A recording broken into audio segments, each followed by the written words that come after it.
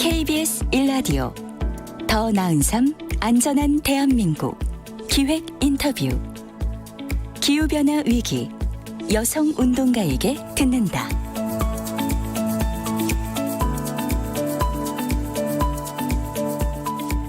네, 들으신 것처럼 오늘부터 일주일간 이 시간에는 KBS 1라디오의 더 나은 삶 안전한 대한민국 기획 인터뷰가 준비됩니다. 기후변화 아주 심각하다는 거 올해 유난히 많이 느끼셨죠? 이 심각성과 대책에 관한 이야기를 좀 더 심도 있게 나눠보려고 합니다. 여성의 목소리를 통해서 들어보는 기후 위기 이야기, 우리는 어떤 점을 그 안에서 고민해 봐야 할지 함께 좀 생각해보는 시간이 되기를 바라면서요. 자, 오늘 첫 시간 모신 분은 기후변화에 취약한 여성의 현실과 기후 위기를 헤쳐나가는 주체로서의 여성을 연구해온 한국교원대학교 환경교육과의 남형숙 교수님 잘해 주셨습니다. 어서 오십시오. 네, 안녕하세요. 네, 앞에서 이제 간략하게 저희가 소개를 해드렸는데 하필 기후변화 심각한 거는 저희 다 이제 많이 느끼고들 계시는데 여성과의 연관성에 대해서 주목하시고 연구하시게 된 계기가 있을까요? 네, 설명하자면 좀 긴 스토리가 될 텐데요. 네. 제가 이제 80년대 독일에서 유학하면서 우리나라에서는 인식하지 못했던 대기 오염, 수질 오염 등의 환경 문제의 심각성뿐만 아니라 네. 개발도상국가에서의 여성의 열악한 삶을 현장과 특히 아프리카 여성들의 열악한 자연 환경과 관련된 혹독한 생활 모습에 관한 내용들은 네. 되게 가히 충격적이었습니다. 그렇군요. 당시 독일은 개발도상국가에 대한 환경 보전 및 여성의 삶의 질 향상을 위한 프로그램을 다양하게 지원하고 있었는데 특히 여성에 대한 지원이 활발하였던 것 같습니다. 예. 제가 관심을 갖고 있던 차에 이런 독일 연방경제협력청에서 제공하는 프로그램에 참여할 기회가 통해서 여성으로서 즉 사회적 약자로서의 여성에 대한 관심을 갖게 되는 계기가 되었습니다. 이게 환경과 여성이라는 두 개의 화두는 이제 귀국 이후에도 정부 출연기관에서 연구원 활동과 대학 교수로서 활동하는 동안 풀어가야 되는 그런 과제로 남게 되었던 것 같습니다. 워낙 환경 문제에 예민한 독일에서 공부를 하셨고 그 안에서 특히 여성의 관점에서 이걸 더 들여다보는 쪽에 우연인지 또 연구를 하실 계기가 생기셨던 거군요. 그런데 저는 솔직히 기후변화라는 것 자체는 인류 전체한테 영향을 주는 것인데 여성에게 더 큰 영향을 준다. 이 부분이 과연 이유는 무엇일까 하는 그런 생각도 들고요. 기후변화에 어떤 취약한 여성의 현실을 보여주는 좀 예를 들어주셔야 좀 더 이해가 될 것 같아요. 예. 이 말씀하신 대로 기후변화 현상은 전 지구적으로도 나타나고 있지만 그 뒤에는 저개발국가 또는 개발도상국가에 그리고 특정 계층에 가혹하게 나타나기도 하는데 그 대표적인 예가 기후변화로 인한 여성과 그리고 여성이 돌보는 아이들에 대한 피해라고 볼 수가 있습니다. 예를 들어서 개발도상국가 여성들은 가정에서 가족을 보살피고 영양을 공급하는 책임을 지는 것이 일반적인 사회경제 시스템의 역할로 인식되고 있는데 홍수나 가뭄과 같은 극단적인 자연재해는 여성에게 더욱 가혹한 상황이 될 수가 있습니다. 특히나 여성은 극단적인 자연재해에 대해 생존할 수 있는 기술이나 훈련을 제대로 받지 못해서 피해가 더 커지는 경향이 있는데요. 예를 들어서 지난 20여 년 동안 발생한 사례들의 어떤 통계적 자료를 살펴보면 특히 이제 스리랑카 같은 경우 2004년에 이제 쓰나미가 발생이 됐는데 사망자가 13,000여 명이었습니다. 이 중에 65% 이상이 여성이었죠. 이 중에 19세에서 29세 사망자의 경우에 79%가 여성인데 그 학자들의 분석에 의하면 여자는 바람직하지 못하다는 이유로 수영이나 나무 타기 등을 할 줄을 잘 배우지를 못했고 또 긴 머리와 복장 아, 긴 머리에 복장. 얘도 대피에 부적절했죠. 아. 그리고 그것보다 더 중요한 것이 여성들은 가족을 돌봐야 한다는 예. 그것 때문에 아예 대피를 포기한 사례들도 많았습니다. 대피를 포기한 사례까지 있다. 네. 지금 그 스리랑카 쓰나미는 저희가 아직도 기억이 생생할 만큼 한국에서도 이제 지원을 갔을 만큼 맞습니다. 큰 피해를 가져왔던 자연재해였고 네. 그때 13,000명 중에 65%가 여성이었다. 네. 이런 통계는 저희도 처음 들어봐서 좀 놀랍고요. 그리고 특히 19세에서 29세에는 79%가 또 여성이다 하는 통계도 상당히 놀라운 통계인 것 같네요. 야, 이렇게 여성이 얼마나 취약한가라는 게 여러 가지 측면에서 지금 얘기가 되어지고 있는데요. 제가 네. 개발도상국가에 대한 설명을 드렸지만 예. 선진국가들에서도 이런 현상들이 나타나고 있습니까? 있는데요. 예. 그 유럽을 강타한 불볕더위로 수만 명이 사망한 사례들이 기억납니다. 네, 예. 많은 있죠. 2003년에 특히 많았는데요. 네.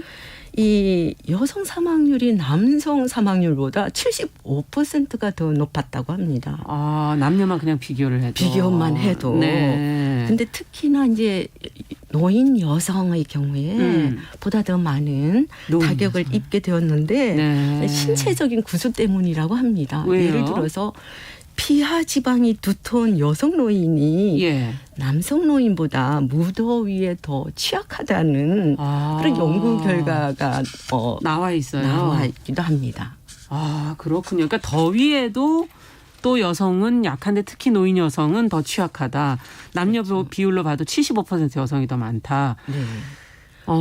갑자기 이런 생각이 드네요. 우리가 자연에서 어떤 그 식물을 키우든 동물을 키우든 좀 약한 동물이 있고 강한 동물이 있지 맞습니다. 않습니까? 생존력이. 네네. 그럴 때 이렇게 무슨 재난이 나거나 그럴 때 가장 먼저 항상 취약한 계층이 먼저 사실은 뭐 일자리나 경제 문제도 사실은 취약한 계층이 먼저 그 타격을 입는 거고. 마찬가지구나 자연도. 그렇습니다. 우리가 뭐 네네. 적자생존 뭐 이런 표현을 하는 것도 사실은 이런 거랑 연결이 되어 있는 것이 아닌가 하는 생각도 드는데요. 그렇다면 앞으로 이 문제는 정말 여성들이 더 관심을 가져야 될 문제구나 하는 생각이 들고요. 온실가스를 배출하는 것으로서의 우리 가해자로서의 우리의 모습도 한번 좀 들여다봐야 되지 않을까요? 지금 피해자로서의 여성을 한번 좀 생각해 봤다면. 네. 예. 그렇습니다. 여성은 피해자로서도 인식을 할 수가 있지만 이 온실가스 배출자로서의 여성도 생각을 해봐야 될 것이라고 봅니다. 이 소득 수준과 소비 규모가 큰 여성은 여성이기 때문에 인지해야 할 기후 변화의 취약성에 비해서 오히려 소비 주체로서 더 많은 에너지 소비와 육식 활동을 통해서 기후 변화를 야기시키는 그런 책임이 있다고도 볼 수가 있습니다. 이 우리나라를 비롯해서 그 선진국의 그 중산층 이상의 여성의 경우 그리고 뭐 선발 개도국의 고소득층 여성은 대량 소비 주체로서 대부분의 활동이 보다 더 많은 에너지 소비와 연동된다는 그렇군요. 연구 결과도 제시되고 있습니다. 그럼 상당히 극단적이네요. 그렇습니다. 네. 뭐 어떤 가해자로서 아니면 또 그것을 일으키는 야기하는 주체로서의 여성의 역할이 더 크고 또 피해를 당하거나 그런 것으로서 또 여성도 또 상대적으로 많고 그렇습니다. 양극단에 지금 여성이 처해져 있는 게 아닌가. 그렇다면 저희가 개선할 수 있는 건 고소득층 그리고 소득 수준이 높은 여성들이 조금 더 자각을 해서 맞습니다. 이것을 변화를 가져와야 되지 않을까 하는 그런 생각이 드는데요. 최근에 지금 몇 년 사이에 이건 이 연관성이 있는 건지는 잘 모르겠습니다만 에코페미니즘 이런 언급들을 많이 하시잖아요. 이 환경을 여성과 함께 생각해보는 에코페미니즘. 이 고민도 이것과 연결이 돼 있다고 보시는 건가요? 네. 제가 이 주목했던 그 학자들 중에 마리아 미스와 반다나 시바가 있는데요. 이런 학자들은 에코페미니즘이라는 저술 작업을 공동으로 진행을 했습니다. 이 학자들 활동으로 인해서 네. 제게는 그 기후변화와 여성, 환경과 여성으로 측근할 수 있도록 이 많은 학문적인 영감을 준 분들이라고 볼 수가 있는데요. 네. 이 에코페미니즘은 1993년에 이제 발간이 되었는데 예. 이 여성주의 생태학의 고전으로 손꼽히죠. 근데 제3세계 여성인 인도 여성 반다나 시바와 그렇군요. 이 대표적인 제1세계 참 요즘은 1, 2, 3세계라고 표현을 하지 그렇죠. 않지만 그 당시에는 이 선진국인 독일 여성 예. 여성인 마리아 미스가 공저로서 이 에코페미니즘을 이제 탄생시키게 되었는데 그거 자체도 또 의미가 있는 거군요. 굉장히 의미가 있죠. 근데 에코페미니즘은 지금까지 남성 중심, 서구 중심, 이성 중심의 가치와 삶의 방식이 세상을 지배하면서 황폐화시켰다고 이제 주장을 하면서 네. 이를 뒷바꾸려는 실천 지침을 제시를 하고 그렇습니다. 예. 그럼 어떻게 바꿀 수 있을까요? 지금 제도는 남성 중심, 이성 중심, 선진국 그렇죠? 중심인데요. 네. 예. 근데 이제 에코페미니즘은 예. 이 여성과 환경 문제는 그 뿌리가 남성 중심의 억압적 사회 구조에 있다는 전제에서 출발해서 네. 성의 조화를 통해서 모든 생명체가 공생할 수 있도록 하자는 주장을 하고 있는데 네. 그 얘기는 뭐냐 하면 모든 역할 중에 여성의 비율을 높이자. 좀 여성이 참여할 수 있도록 네. 성의 조화로운 너무나 남성에게만 치우치지 않는 의사결정. 그렇군요. 여성도 참여할 수 있는 의사결정을 네. 하자. 하는 이런 쪽으로. 것들이 하나의 좋은 대안으로. 예가 될 수가 있습니다. 네. 그러니까 우리가 사실은 자연과 인간과의 관계에서도 인간이 너무 우위에 서고 자연을 한쪽으로 밀어버리면 결국은 이런 자연재해가 오는 것처럼 뭔가 한쪽이 지배적이고 억압적인 구조가 아니라 서로 공생할 수 있는 그런 조화로운 관계를 만들어야 한다는 게 에코페미니즘인 거군요. 네, 그렇습니다. 네. 많은 분들이 오해를 하고 있는데요. 양성의 조화. 네네. 네, 공생. 공생 맞습니다. 예, 이쪽에, 상생. 네. 지금 우리가 가야 할 굉장히 중요한 방향이 아닌가 하는 생각도 지금 들고요. 자, 그렇다면 어떤 역할을 여성이 이 안에서 실천적으로 지금 현실 속에서 할 수 있을지 이걸 또 하게 하려면 정책적으로는 어떤 뒷받침이 또 따라야 된다고 보시는지 두 가지를 좀 짚어주시죠. 네. 일반적으로 여성은 양육자, 소비자 등으로 치우쳐서 제시를 하는데 네. 좀 더 적극적인 대안으로서 관리자, 과학자, 환경운동가 등 다양한 유형으로 접근할 수가 있을 것 같습니다. 네. 그럼 무엇보다도 온실기체 배출 감축을 위해서는 적극적인 실천가로서의 여성에 대한 논의가 필요하고 여성이 무엇을 어떻게 할 수 있는지에 대한 모색이 요구되어진다고 봅니다. 그렇죠. 예. 이 대부분의 사회에서 여전히 여성이 가사와 육아 활동에 더 많은 비중을 차지하고 있기 때문에 네. 보다 에너지를 적게 소비하고 폐기물을 적게 배출하고 재활용을 높이는 가정 생활을 이제 도모해야 하는데 네. 이러한 여성의 노력은 당연한 의무로 간주되는 것이 아니라 해왔죠, 그렇게. 그렇죠. 존중되고 가치 있는 활동으로 이제는 인정을 받아야 된다라는 거죠. 네.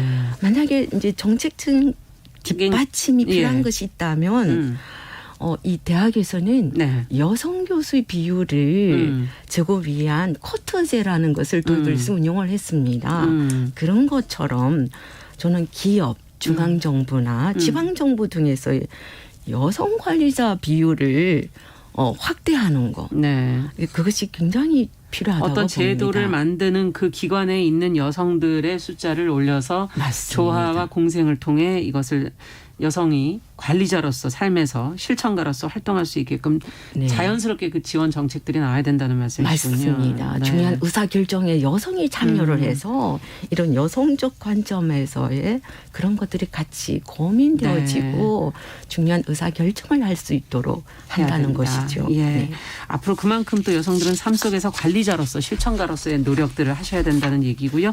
그 부분은 저희가 이제 앞으로 차차 이 기후변화 위기 여성 운동가에게 듣는다 시간을 통해서 계속 좀 모색해 보도록 하겠습니다. 좋습니다. 오늘은 일단 저희가 큰 에코페미니즘이라는 큰 어떤 흐름을 저희가 같이 교원대 환경교육과 남영숙 교수님과 함께 이야기를 나눠봤습니다. 오늘 말씀 여기까지 듣겠습니다. 감사합니다. 감사합니다.